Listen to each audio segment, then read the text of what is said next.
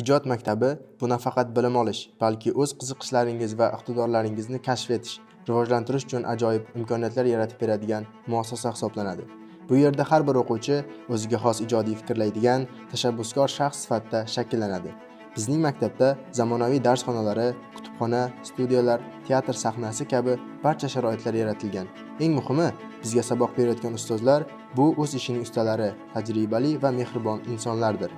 Bu tahsil olishim mobaynida bir qancha yutuqlarga erishdim. Jumladan, ingliz tili va ona tili yo'nalishi bo'yicha 189 ballni qo'lga kiritdim. Muddatdan avval 189 ballni qo'lga kiritdim. Nafaqat milliy, balki xalqaro sertifikatlarni ham qo'lga kiritganman. Kutubxonamizning o'zida hozirda 15 mingga yaqin kitob mavjud. Maktabimizda 5 mahal taomlanish mutlaqo bepul. Ijod maktabi iste'dodlar maskani.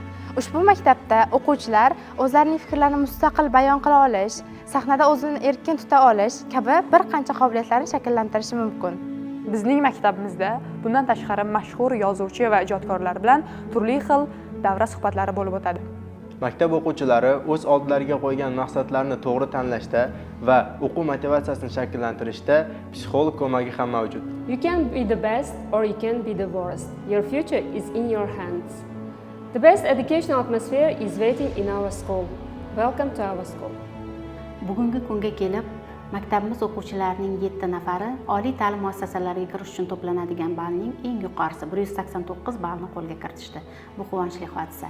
Bunda ustozlarimizning, o'quvchilarimizning mehnatlari katta. Biroq mana shu yutuqlar zamirida muhtaram yurtboshimiz, Maktabgacha va Maktab ta'limi vazirligining, agentligimizning xizmatlari beqiyos deb o'ylayman.